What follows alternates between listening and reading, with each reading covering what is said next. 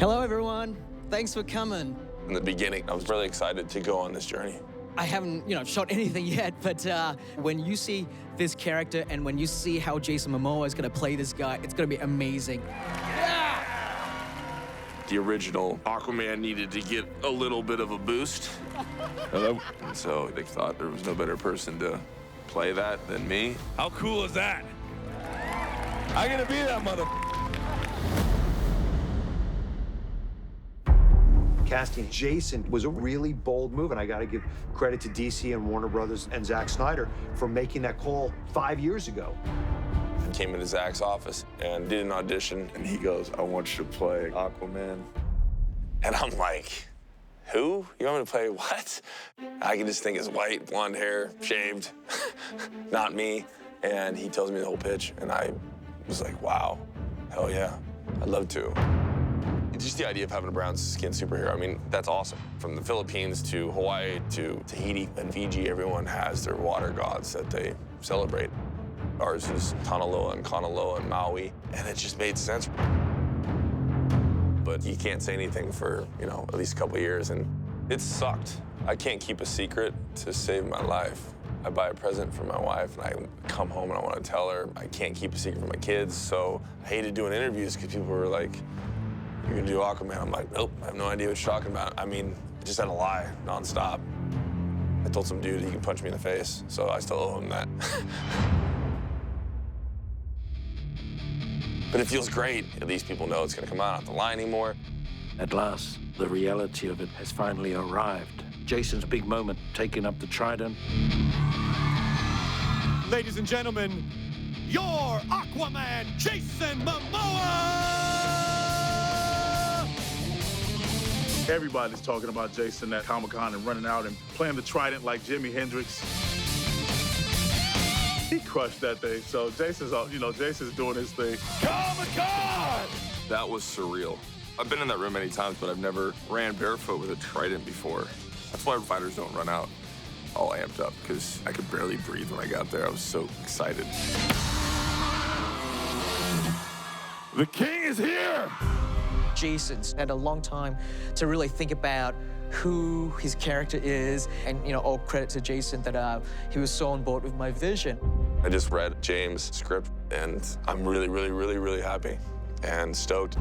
Aquaman really is a classic story about a guy who feels like he's from two different worlds, and ultimately he doesn't feel like he belongs to either one. That resonated with me instantly. Being born in Hawaii and raised in Iowa, being split between my parents, it's just you're not really knowing where you're.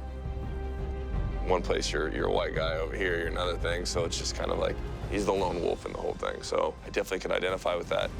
Jason knows the emotion of the story, but he also worked out so much, getting all that muscle definition to get the body of a leading man. I think James wants me really slim, and so I get like 2.5 months of just doing like fight choreography, and then indoor climbing. Probably just climb a lot. So like your body is constantly working. And then this is some meat. Because I ran out of my house and just threw some meat in my pocket. I always have meat in my pocket. It's weird. This part sucks. In pre-production, Jason spent a lot of time in harnesses on this job, just rehearsing and just sort of defining his movement for his character in the rigs. That's the fun part, is I gotta build his character. So I go boom, and I hit it, and then I can control my whole upper body. I enjoy the creative aspect of that. It starts to take its toll after 12, 13 hours a day. It's like a giant giving you a wedgie, but you're stuck in the wedgie.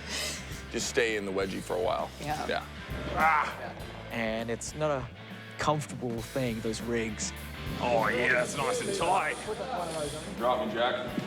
Jack, you have the most important job of getting me the out of this thing, okay?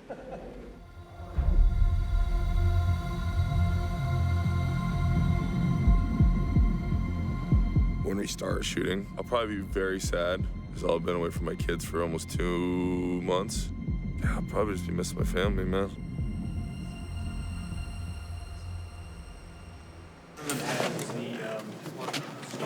Hi.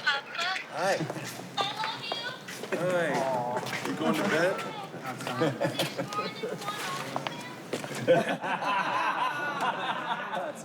Heck no, there's not. Oh, baby. These guys are imposters. Ready, and Don't believe it, son. roll.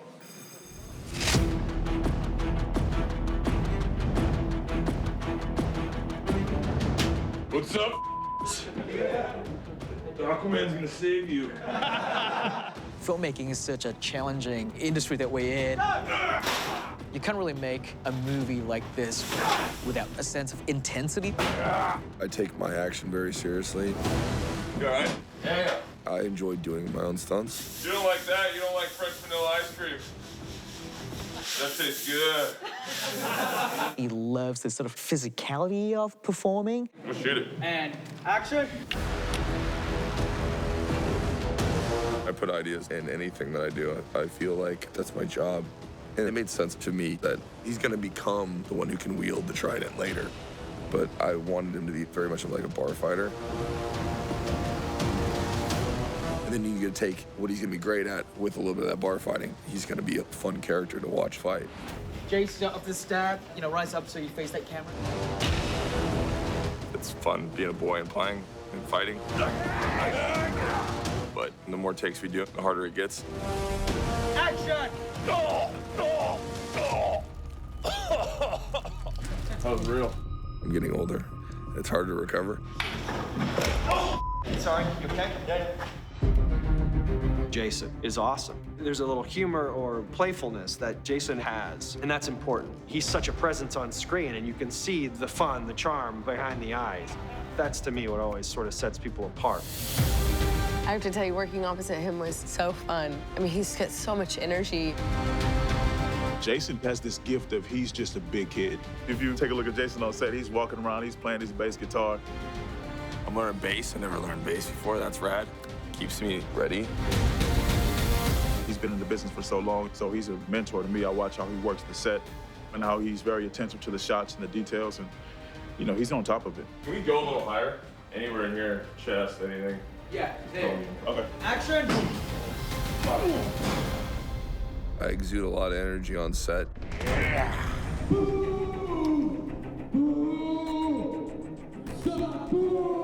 Sometimes I love to kind of roll my actors up, and when it's a big scene where there's supposed to be like thousands of people around, it's cool to just get on the microphone and just yell at the actors. Get out of here! Get out of Atlantis! You're not welcome! The crowd is so against Jason, so the idea to just boo him was fun. So Jason's making fun of James for, trying to act like the crowd. Dude, James, I love the idea. I think we're gonna need someone else to say it. Just act, Jason, really. That's all you gotta do. Just act. Yeah, just act. I'm not like you, Patrick. He's such a larger-than-life character, but when you get to know him, he's such a family man. He loves his wife, he loves his kids, and that's what he lives for. I love you. I love you. Whether people understand it or not, it's a lot of travel and away from home. I've never went 2 months without seeing my kids, so if you interviewed me a month ago, I was in hell. But my family's in town, so my wife and my children are with me, which has been amazing. And when Yahya walked out in costume, my son was there. And that was cool, because my son just ran at him. And I was like, don't, it's like I don't know how much that suit is, but don't beat that suit. I can't afford it. Hi, Mark.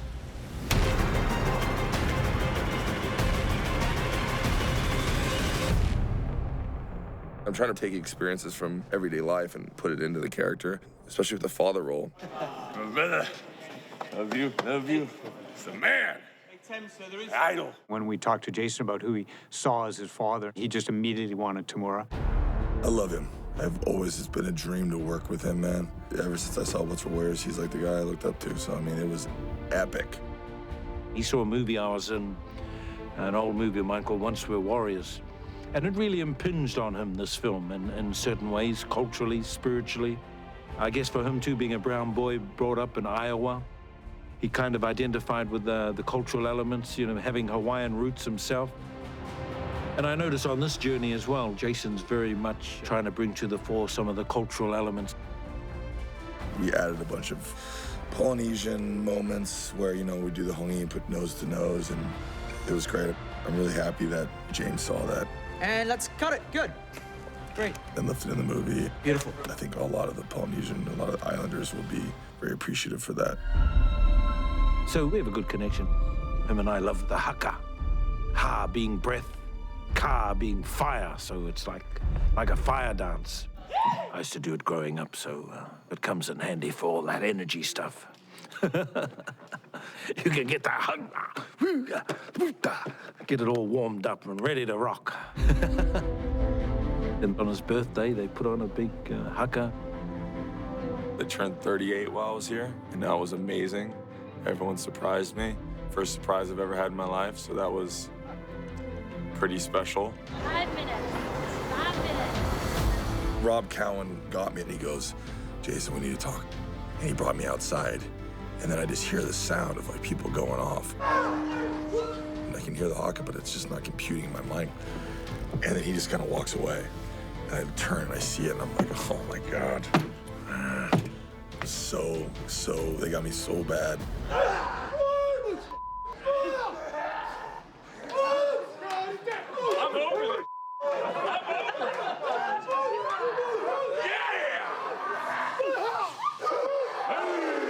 And then it was just amazing to see my son in there doing the haka.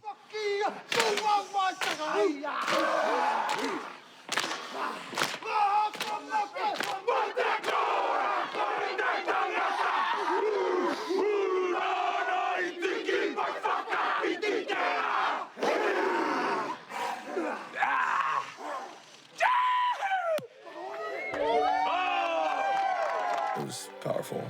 It's the passion, and it's really, really, really beautiful and special. That was unbelievable. Everything about him comes back to the fact that he is such a loving dad, a loving husband, and that's the most important thing to him. Greatest birthday ever. And I wanted to bring his personality out of the real world and into the world of this film. I came because I had no choice. I came to save my home and the people that I loved. What's great about the superhero movies is just to show hope. I was raised by my mother. She was just on the carpet with me. My mother is a superhero. Single mothers are superheroes. I'm just a dude dressed up